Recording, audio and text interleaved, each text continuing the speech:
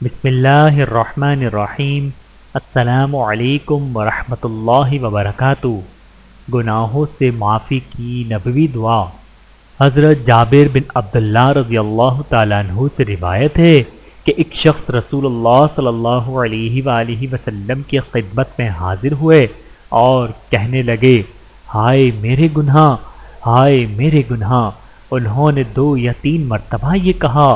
رسول اللہ صلی اللہ علیہ وآلہ وسلم نے ان سے ارشاد فرمایا، تم یہ دعا پڑھو، اللہم مغفرتک اوسع من ذنوبی ورحمتک ارجى عندی من عملی۔ ترجمہ، اے اللہ، تیری مغفرت میرے گناہوں سے زیادہ وسعت والی ہے اور مجھے اپنے عمل سے زیادہ تیری رحمت کی امید ہے۔ بحوالہ مستدرک حاکم، حدیث نمبر 1994۔